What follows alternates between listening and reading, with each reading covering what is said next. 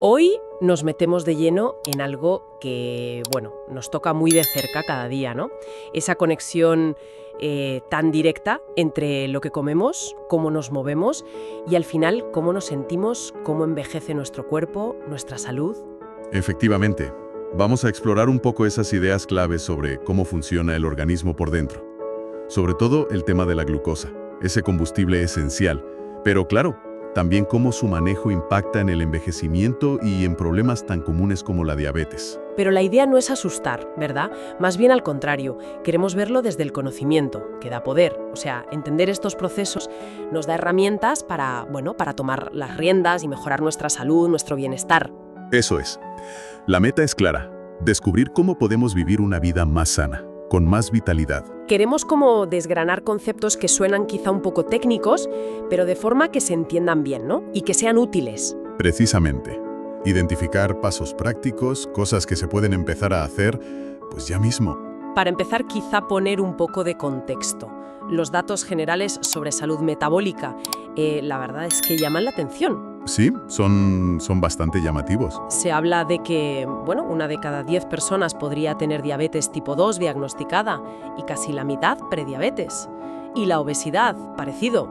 Son cifras, que invitan a pensar. Sí, reflejan tendencias que, son preocupantes, ligadas a los estilos de vida actuales. Y es fundamental entender que la diabetes tipo 2, que es la más habitual, no aparece de repente. Claro. A veces se dice eso de la enfermedad de la comodidad, ¿no? Porque suele ser el resultado acumulado de hábitos, pues mantenidos años y años, a veces desde joven. Es algo progresivo. Pero eso también significa que no es inevitable. Es una oportunidad para prevenir. Y un punto importante que a veces se olvida, la glucosa nos sube a todos al comer carbohidratos, no solo a la gente con diabetes. Exacto. Aprender a manejar esas subidas nos viene bien a cualquiera. Totalmente. Si repasamos rápido qué pasa al comer carbohidratos. Se digieren, se convierten en glucosa, va a la sangre.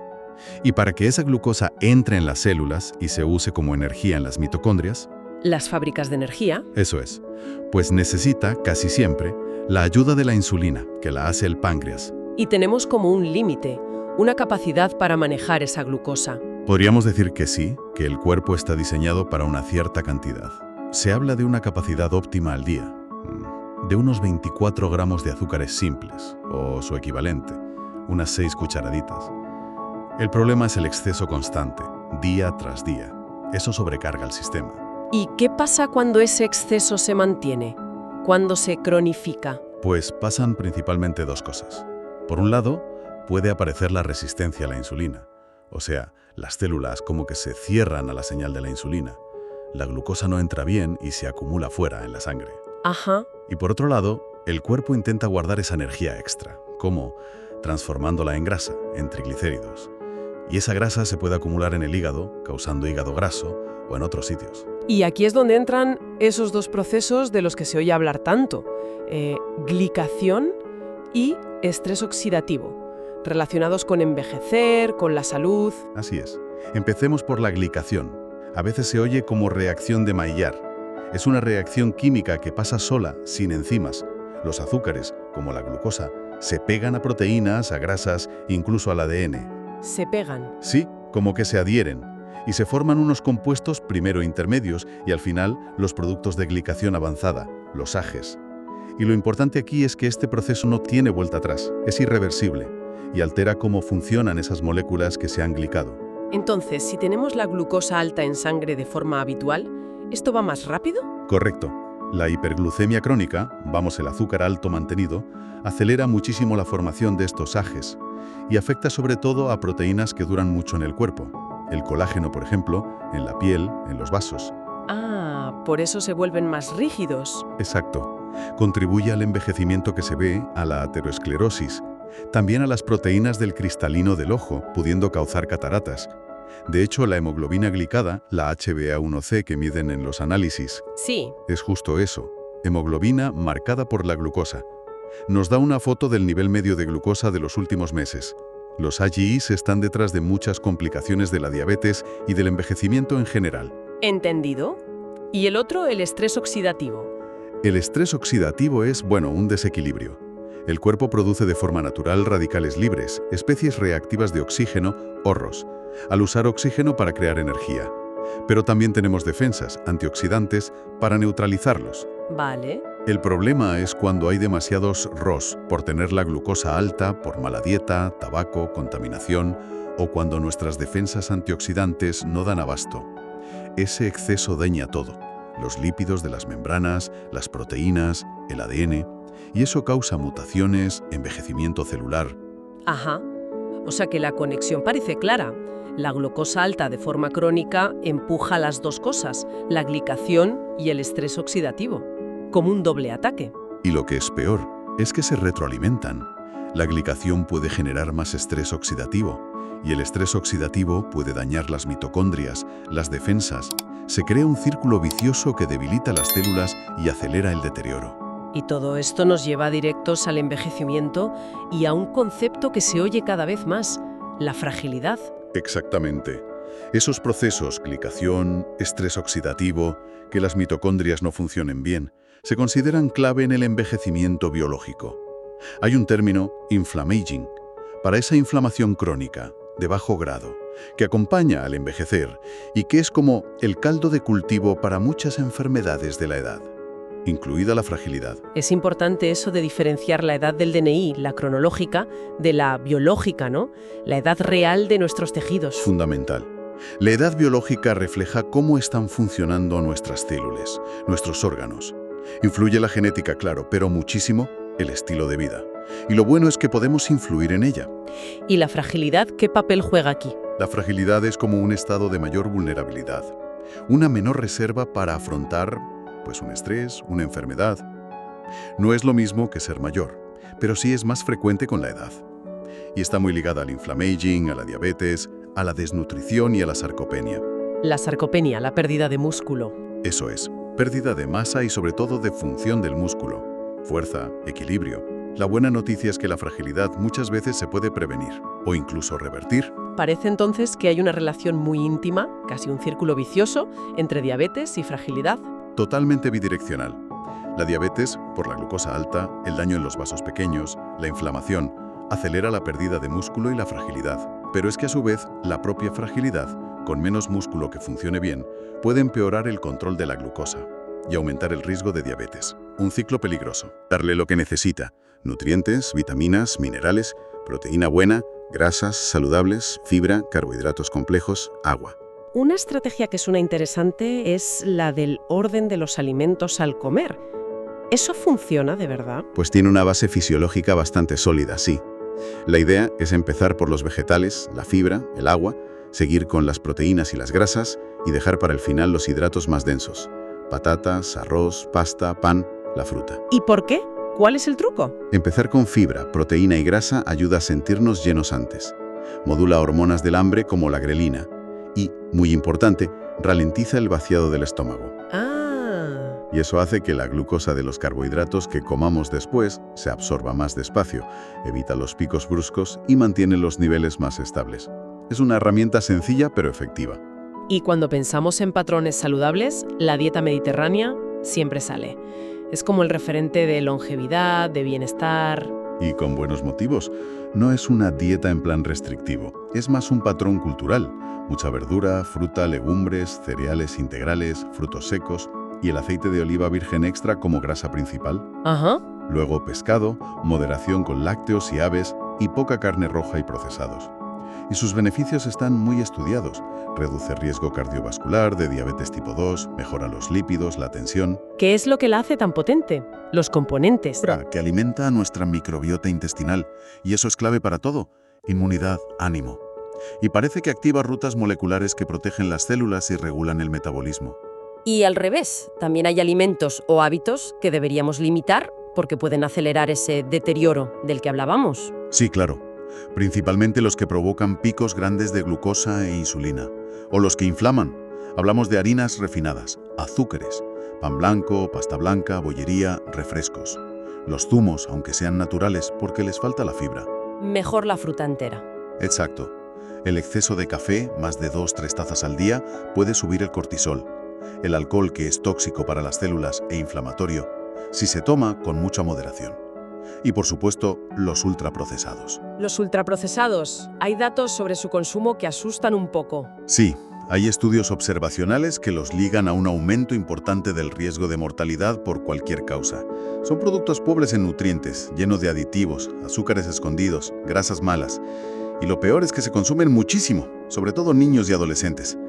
Reducirlos drásticamente es una prioridad, vamos. ¿Y qué me dices de los edulcorantes artificiales? Esos de los productos light o cero. ¿Son una buena alternativa? Son controvertidos. A ver, directamente no suben la glucosa, eso es verdad. Pero pueden alterar la microbiota intestinal, y eso no es bueno. Y hay estudios que sugieren que a la larga podrían interferir con cómo regulamos el apetito y el metabolismo. O sea que no parecen la solución ideal. No lo parecen. Si se busca algo dulce de vez en cuando, quizá alternativas naturales como la stevia o la fruta del monje, monk fruit, podrían ser una opción de transición. Pero lo ideal sería reeducar el paladar, acostumbrarse a sabores menos dulces. Pasamos al segundo pilar, el movimiento. Sabemos que es importante, pero a veces lo vemos como, qué pereza, ¿no? No, una obligación. Deberíamos verlo más bien como una medicina, potente y además gratis. El ejercicio es fundamental, no solo para quemar calorías, mejora muchísimo la sensibilidad a la insulina. Los músculos son grandes comedores de glucosa. Claro. Ayuda a construir y mantener músculo, que es clave contra la sarcopenia. Mejora la salud del corazón, reduce la inflamación, incluso mejora la función del cerebro. Y recomendaciones prácticas. ¿Qué podemos hacer en el día a día? Podemos pensar como en niveles. Lo primero, combatir el estar sentado mucho tiempo. Levantarse y moverse un poco cada media hora, cada hora si trabajamos sentados. Segundo, aumentar la actividad diaria. Caminar más, usar escaleras, intentar llegar a esos famosos 10.000 pasos al día más o menos. Acumular al menos 150 minutos a la semana de actividad moderada, caminar rápido, bailar. ¿Vale? Tercero, meter algo de ejercicio más estructurado. Un poco de aeróbico más intenso. Correr, nadar, bici. Unos 75 minutos a la semana si es fuerte. Y muy importante, entrenamiento de fuerza. 2 o 3 sesiones a la semana para cuidar y ganar músculo. Y por último, no olvidar el equilibrio y la flexibilidad. Yoga, tai chi. Ayudan a prevenir caídas, a mantenernos ágiles. Es cambiar el chip, ¿no? No verlo como un castigo, sino como una inversión en energía, en claridad mental, en salud metabólica. Esa es la mentalidad, justo. Y llegamos a otro punto que me parece vital, medir para conocer. Y la actitud con la que afrontamos todo esto. Hay una frase que dice, lo que no se mide, no se puede mejorar. Totalmente aplicable aquí. Medir la glucosa, sea con el pinchazo en el dedo o con un sensor continuo, nos da una información personal, vamos, que no tiene precio. Nos dice cómo responde nuestro cuerpo a distintas comidas, al ejercicio, al estrés, a cómo dormimos. ¿Y en qué hay que fijarse al medir? No solo el número, no. No solo el valor puntual, exacto. Es clave ver cuánto sube la glucosa después de comer. Lo ideal sería que no subiera más de 30 o 40 miligramos decilitros sobre el valor de antes de comer. Y también cuánto tarda en volver a la normalidad. Idealmente, menos de 2 horas. Esto nos chiva qué alimentos o qué combinaciones nos van mejor o peor. ¿Pero eso no puede generar un poco de obsesión? ¿Estar todo el día mirando números? No, no debería. A ver, se trata de usarlo como una herramienta para aprender, sobre todo al principio o cuando haces cambios. Quizá unas semanas para entender cómo te afecta el desayuno o la cena o ese alimento que te genera dudas. El objetivo es tener información para decidir mejor, no para agobiarse. Y en los análisis de sangre, además de la glucosa en ayunas, ¿qué otros marcadores serían útiles? Pues pedir la insulina en ayunas es importante. Ayuda a pillar la resistencia a la insulina pronto. La HbA1c, la glicada, nos da esa visión a más largo plazo, de 2-3 meses. El perfil de lípidos detallado con el ApoB, por ejemplo. La PCR ultrasensible que mide inflamación. El ácido úrico. Dan información valiosa del riesgo cardiometabólico, pero ojo, siempre hay que interpretar los números en el contexto de la persona, de sus hábitos.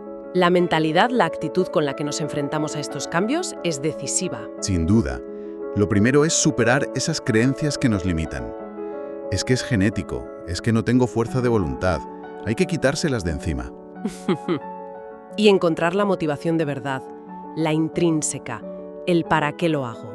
Para sentirme con más energía, para jugar con mis nietos, para necesitar menos pastillas. Eso es lo que te ayuda a mantener los cambios a largo plazo. Y no podemos olvidar otros hábitos que influyen muchísimo también. Cierto, cierto. El sueño, dormir bien, es crucial. Una mala noche puede empeorar la sensibilidad a la insulina el día siguiente. El manejo del estrés crónico también. El cortisol alto sube la glucosa. Buscar técnicas que funcionen para cada uno. Meditación, pasear por la naturaleza, respirar hondo. Ajá. Cuidar la microbiota, las bacterias del intestino, con mucha fibra de vegetales, legumbres. Y buscar apoyo social. Compartir el camino con otros, en un grupo, ayuda mucho a mantener la motivación. En definitiva, se trata de asumir un papel activo. Ser protagonistas de nuestra salud. Hay una verdad que a veces es incómoda, pero es así. Nadie se va a preocupar por tu salud más que tú.